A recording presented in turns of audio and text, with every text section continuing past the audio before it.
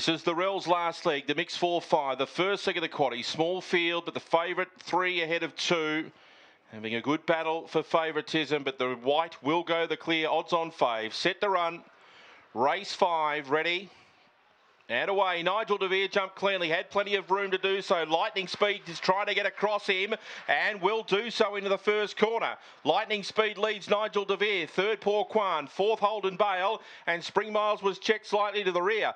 5.05 to the first mark, so Lightning Speed showed that. He leads a length and a half from Nigel De Vere closing. Poor Quan to the outside. They're well clear on Holden Bale. The leader was Lightning Speed. Showing back to the inside was Poor Quan. Nigel De Vere, late line of 3. Oh, this is close. Poor Quan's put in a dive right on the post at Lightning Speed, who led everywhere and may have got there, but it's close. Nigel De Vere will be third.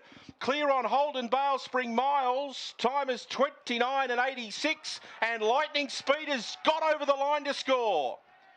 Just by an... Well, there we have it. Lightning Speed wins, and as you predicted, Nathan, she was the leader.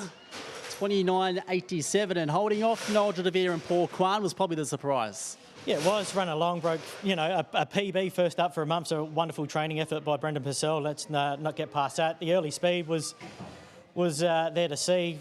Likes to use plenty of the track. Box 6 ideal, bet 7 and 8 out quite easy. I think Nigel De Vere made the wrong move at the 600 by coming around, because the rail was always open for him to have a good look. You'll be able to see it on down the back. The run is there for him just to sit under, but as it closed down at the corner, he made the move to come around right now, and Poor Quan's a length and a half behind him and ducked to the fence and actually outstays him late. But you can't be on the outside of a dog like Lightning Speed who's going to drift middle of the track, and I think that was a deciding factor. But for me, it's a training effort of Brendan Purcell then. 4 weeks between runs, come out, run a new PB and run home in 12.19. So it's a superb training effort, and we thought the strong dogs drawn the inside were going to be the ones, but early speed wins races, and Lightning Speed had that tonight. And we know with strong animals and greyhounds, if they get down towards 12 seconds flat here at the Meadows, it's really strong. So 12.19, Duck, it's not roaring home, but it's sort of awkward. If they're running that out in front, they're pretty hard to get past. That's right. You know, when Lightning Speed was out in front, it's a matter of whether Nigel De Vere would make that right call or wrong call, and as Nave touched on, went the wrong way there. And Poor Quan, the gap's open if he was good enough. At the end of the day, we're talking a nose by a neck here. All credit to the winner. Nave said Brendan Purcell, what a brilliant training effort. Haven't seen her since the 31st of January. She used box 6 to perfection. You know, a full field might have been maybe more costly for her. Something might have bumped into her early, but just with all that space early, and that number 8 was Holden Bale, who can miss the start.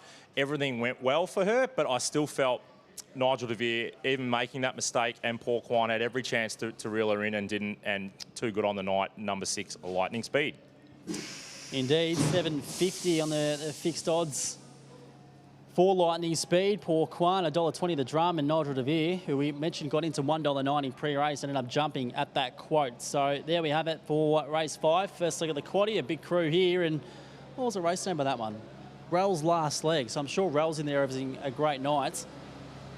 Popular place for a Bucks party or anything you might have on, isn't it, boys? The Meadows on a Saturday night. Yeah, and the community challenge was roaring when the 6 number went up in the frame too. Up here on the deck, they've obviously got number 6 throughout the night, and yeah, they let a massive roar out as well. So the atmosphere is starting to build before the Group 1s here, Patch. Yep, indeed it is. And you mentioned the training performance of Brendan Purcell. Now, at the end of last week's coverage, I mentioned that I was teaming up with him and a couple of other of my mates in the Bathurst 12 hour on Saturday night. We ended up running second in our splits, so a good result, but it got quite boring towards the end because we just weren't competing with anyone on track. I think there was 2 cars on the lead lap, so as much as it was a good result, probably wasn't enjoyable as we hoped it was. It's just like you're talking a foreign language. Well, I still don't quite... don't worry about it then. Don't worry about it. Can't get my handle on what this was all about. I'll give you a pat on the back, Jace. Congratulations. That obviously means a lot to you. It might not mean a lot to me or Mick or 99% of the viewers tuning in on Sky Active of the Watchdog Act, but hey, we're here for your support. Most people don't give a rat's